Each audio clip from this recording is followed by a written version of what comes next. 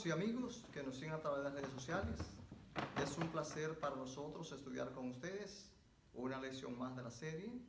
En esta semana estaremos estudiando la lección número 5, titulada La experiencia de la unidad en la iglesia primitiva.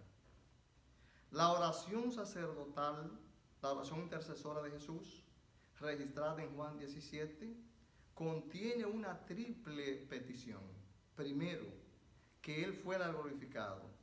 Segundo, que sus apóstoles fueran santificados. Y tercero, que la iglesia se mantuviera unida.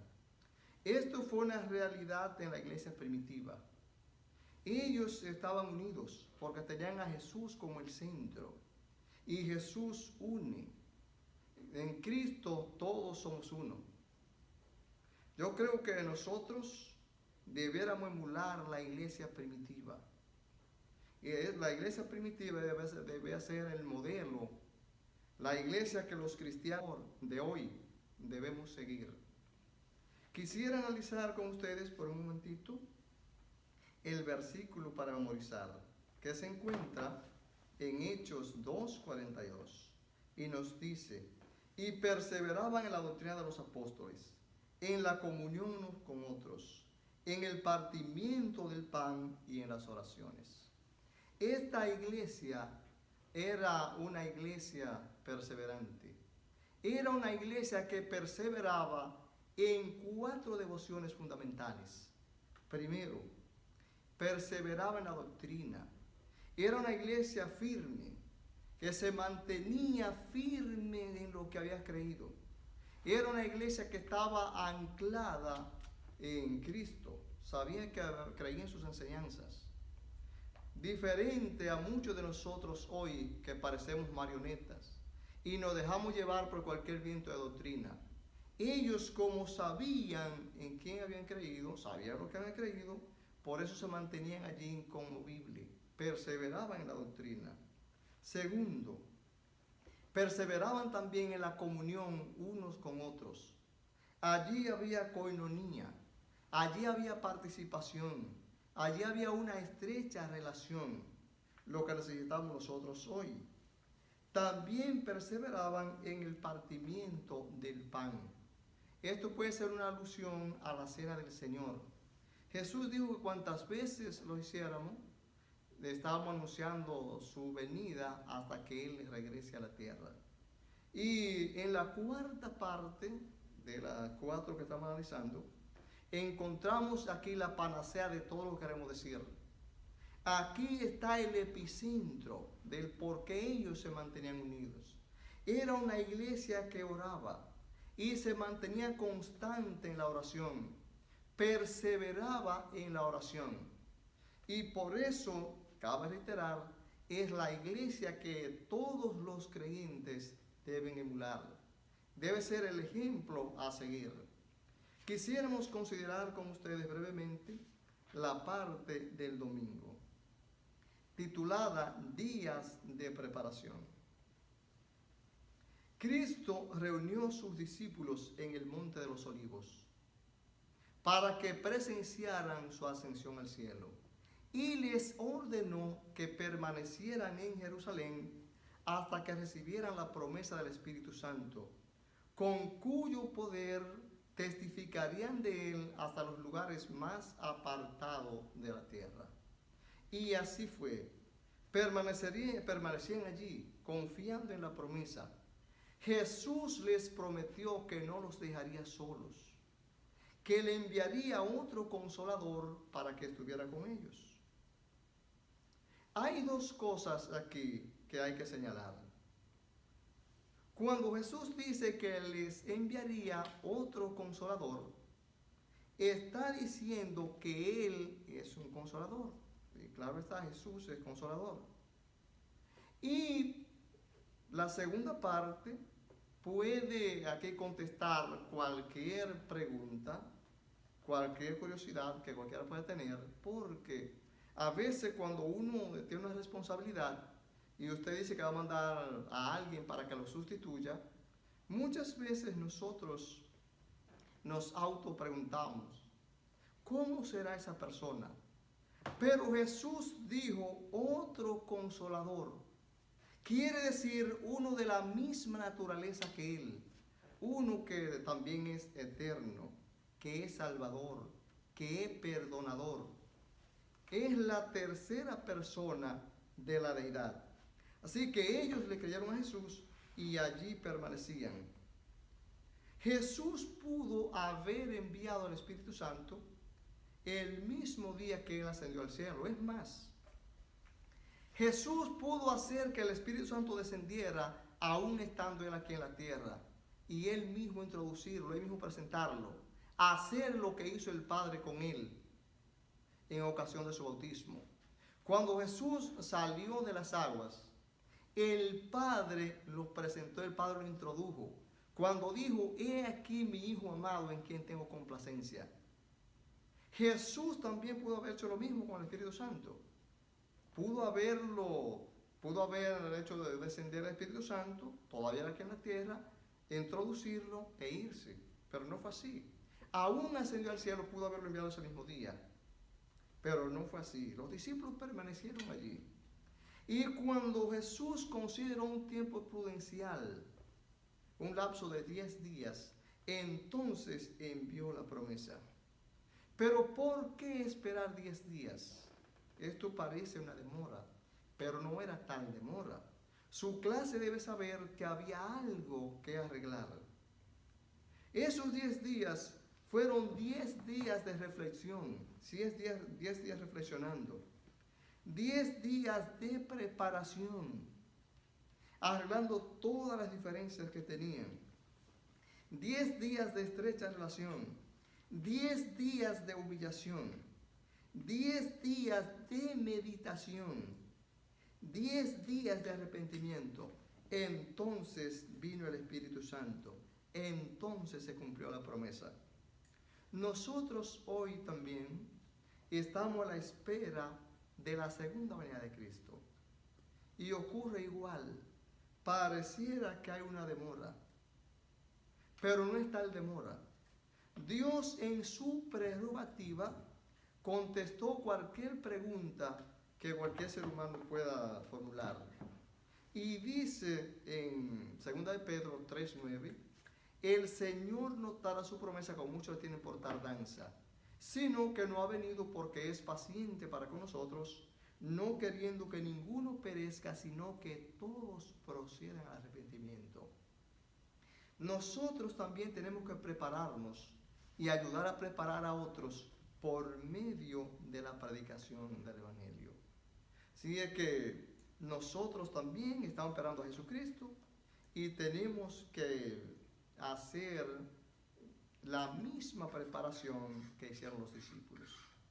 Pasamos entonces a la parte del lunes, titulada De Babel al Pentecostés, o a las fiestas de las semanas.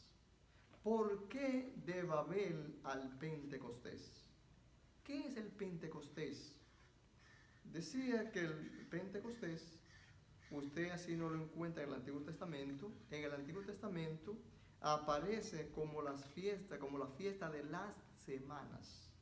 ¿Y por qué la fiesta de las semanas? Bueno, los judíos celebraban 3 grandes solemnidades. Primero, celebraban la fiesta de la Pascua, la fiesta de los tabernáculos o de las cabañas, y la fiesta del Pentecostés, más bien llamada la fiesta de las semanas. Pero ¿por qué? Nos hacemos la pregunta otra vez, ¿por qué la fiesta de las semanas? Ellos celebraban la Pascua de la siguiente manera. El día 14 sacrificaban el cordero, el día 14 de Nisan, o mes de Abib también, o primer mes del año. El día 15 comenzaba la fiesta de los panes sin levadura. Pero el 16 ellos mecían la ofrenda delante del Señor, mecían las gavillas de la primicia de la fiesta de la cosecha de la cebada. Y entonces, A partir de esa fecha, a partir de ese día 16 del mes de Nisan, o primer mes del año, que ellos mecían las gavillas de la primicia de la cosecha de la cebada, contando 7 semanas y un día, entonces era la fiesta del Pentecostés. La fiesta, ahí terminaba la fiesta de la semana. Ahí terminaban los días de preparación que estábamos hablando en la parte anterior. ¿Por qué entonces ahora Pentecostés? Pentecostés es una palabra griega, por eso no aparece en el Antiguo Testamento, sino en el Nuevo Testamento. Porque era el 50º día después de que ellos mecían las gavillas de la primicia de la cosecha de la cebada. ¿Por qué entonces, como era 50º, o sea, 5 veces 10, son 50? Porque la palabra 5 en griego es pende, de ahí viene la palabra penta, todo lo que tiene que ver con 5. Es como nosotros decimos 5, pero también decimos quinto refiriéndonos a 5. El número en sí es pende, pero ellos dicen penta, y todo lo que tiene que ver con penta es 5, y entonces como tiene que ver 50, tiene que ver con 5, de ahí era el 50º día, o sea, el día número 50. ¿Qué celebraban ellos ese día? Bueno, ¿qué era el Pentecostés? ¿Qué era lo que ellos celebraban? ¿Cuál era la celebración? ¿En qué estribaba la fiesta de ese día? Ese día lo que ellos celebraban era la primicia de la cosecha del trigo. Y a esa fiesta venían de gente de todas partes, de muchas partes. Y entonces, ese día, el día del Pentecostés, celebraban la fiesta celebraban la primicia de la cosecha del trigo. Y en tal virtud hacían una gran celebración, una gran fiesta, que venía gente de muchas partes. Pero ¿por qué aquí estamos estudiando de Babel al Pentecostés? Usted debe compartir con su clase debe saber qué ocurrió con la Torre de Babel. Su clase debe recordar que allí en la Torre de Babel Dios les confundió las lenguas y los esparció por toda la tierra. Entonces, mientras que Babel separa, mientras que Babel disgrega, mientras que Babel desune, el Pentecostés une, el Pentecostés atrae, y de ahí entonces de Babel al Pentecostés. Yo creo que nosotros muchas veces nos quedamos en Babel, porque nos gusta separar, nos gusta esparcir, nos gusta la disgregación. ¿Ves el tiempo entonces cuando nosotros debe ocurrir un Pentecostés? Y ahora nosotros debemos unirnos. Debe haber coinonía uno con otros, como había en la iglesia primitiva. Y de ahí entonces que la parte de este día, del día lunes, se titula De Babel al Pentecostés. Pasamos a analizar la parte del martes, titulada de la siguiente manera: de la generosidad a la codicia. La parte del martes, se titula Confraternidad. Así titula la parte del día martes. Nosotros vemos que en respuesta al sermón de Pedro y al llamado al arrepentimiento, 3,000 personas se decidieron por Jesucristo. 3,000 personas decidieron aceptar a Jesús como el Mesías prometido en el Antiguo Testamento, como el Mesías, como la promesa, como el Mesías prometido. Estas 3,000 personas probablemente habían oído hablar de Jesús, pero como vivían lejos, gente de parte muy lejana que habían oído hablar de Jesús, vinieron a la fiesta del Pentecostés, pero no quizás con la decisión de aceptar a Jesús. Dios usó los discípulos en una forma extraordinaria.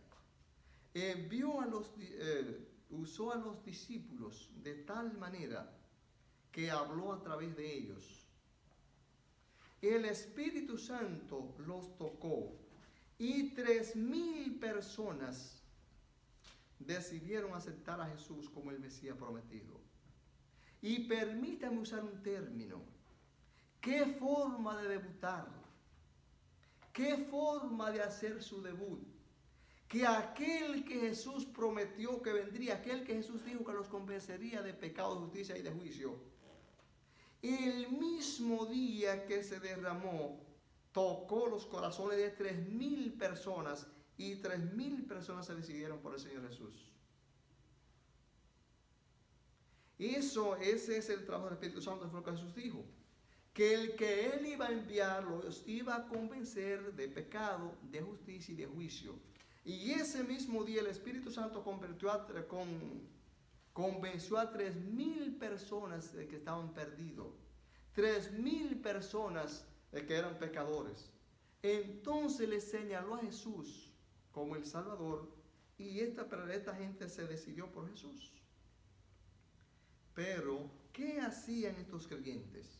Bueno, nosotros vemos aquí en Hechos 2, de 42 a 47, ¿qué hacían ellos? ¿Cómo se portaban ellos? ¿En qué estaban ocupados? Y nos dice que ellos perseveraban en la doctrina. O sea, permanecían allí en lo que habían creído, en las enseñanzas de los apóstoles. También estaban juntos, estaban unidos. Pero hablando espiritualmente, en el sentido espiritual, para estar juntos, no necesariamente hay que estar bajo el mismo techo, aún en el mismo país. Es más, la unidad espiritual traspasa fronteras. Y ni siquiera tenemos que estar en el mismo continente para estar unidos. La unidad espiritual puede hacerse también intercontinental.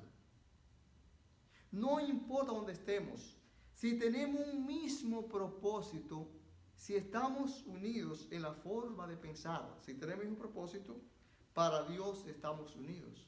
Sí que había entre ellos unidad espiritual. También esta gente vendía sus propiedades, vendían sus bienes y los repartían conforme a la necesidad de cada uno. Esto es justicia, esta era una iglesia justa, practicaban la justicia. ¿Por qué? Porque repartían los bienes de acuerdo a la necesidad de cada uno. Si alguien vendía su propiedad, inclusive tenía algunos parientes allí, pero iba a repartir el precio de la heredad, y su pariente necesitaba menos que otra persona, a aquel se le daba más. Por ejemplo, si todos ellos tenían de 2 pares de zapatos, y había uno que solo tenía uno o que no tenía, a aquel se le daba más. Eso es justicia. Eso hacían ellos. Repartían con equidad los bienes que ellos vendían. También ellos estaban unánimes cada día en el templo, como dijo el apóstol Pablo, no dejando de congregarnos como muchos tienen por costumbre. Esta gente alababa a Dios, tenían el pueblo a su favor, y entonces Dios añadía cada día a la iglesia los que habían de ser salvos. Dios también en estos días que vivimos, quiere añadir a la iglesia los que han de ser salvos. Usted y yo tenemos que hacer entonces lo mismo que hizo la iglesia primitiva. Pasamos entonces ahora a la parte del miércoles, donde vamos a estudiar la generosidad y la codicia.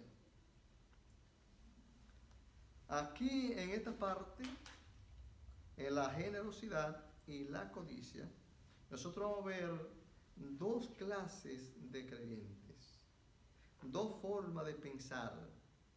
la gente no todo el mundo piensa de la misma manera. Somos todos creyentes, pero no todos tenemos la misma conducta. Y esto lo podemos ver desde el principio.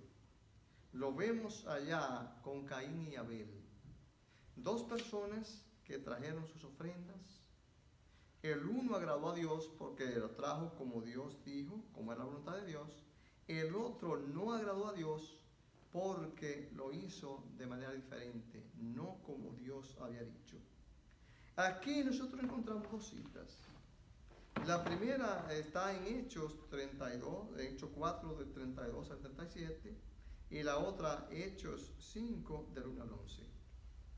En Hechos 4 de 32 al 37, nosotros encontramos que aquí nos habla de Bernabé, que significa hijo de consolación. Bernabé tenía una heredad y la vendió, la trajo a los pies de los discípulos. Dice la Biblia que trajo el precio. Esa es una forma para decir que lo trajo íntegro, trajo todo el dinero por el cual la vendió. Y así como lo trajo, lo repartió también.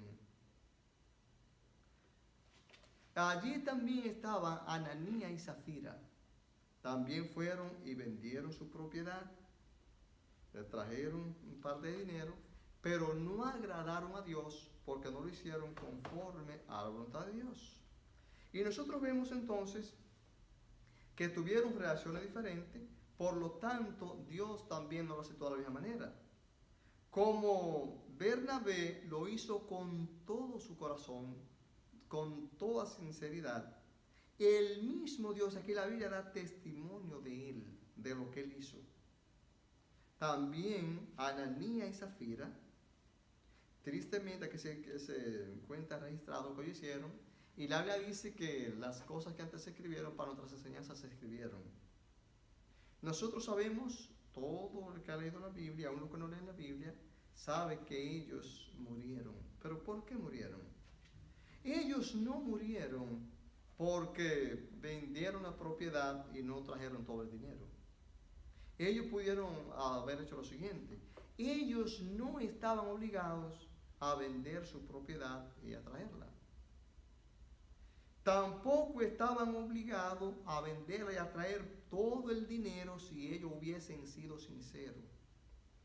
Ellos podían haberla vendido y traer parte del dinero, decir, nosotros vendimos la propiedad en tanto, vamos a donar tanto, o si querían, ni siquiera tenían que decir por cuánto la vendieron. Pues si nosotros vendimos una propiedad y vamos a donar parte del dinero y podían donarlo. Pero lo que ellos hicieron fue, ellos murieron porque pecaron y la paga del pecado es la muerte. Dios da un ejemplo aquí al instante. Porque hablaron mentira y toda mentira es del diablo. El diablo es el padre de toda mentira. Es más, dice la Biblia que mintieron al Espíritu Santo. Y algo también debemos enseñar aquí. Tristemente hay muchos cristianos que no creen que el Espíritu Santo es una persona. Y aquí deja claro, no hay duda que el Espíritu Santo es una persona, puesto que se le puede mentir, tiene sentimiento. Por eso, porque se le puede mentir, porque es una persona, fue que ellos mintieron al Espíritu Santo. Entonces, por esta forma, aquí estuvo todo, no porque su propiedad era de ellos. Ellos no estaban obligados a venderla, y repito, y si aún lo vendían, no estaban tampoco obligados a traer todo el dinero si lo habían sabido hacer. ¿Qué nosotros podemos aprender de aquí? Bueno, nosotros podemos aprender que tenemos que hacer las cosas no emocionados. Probablemente, ellos se emocionaron. A la hora de tomar una decisión, debemos tener la cabeza en el cielo, pero los pies en la tierra. Debemos saber la decisión que estamos tomando, pues dice la Biblia que es mejor no prometer que prometer y no cumplir. Ellos vinieron entonces y aquí usaron el autoengaño, cosa que la Biblia prohíbe. Se autoengañaron porque a Dios no hay que lo engañe. Lo dice en Gálatas 6:7, No os engañéis a vosotros mismos, Dios no puede ser burlado. Y todo lo que el hombre sembrare, esto también segará.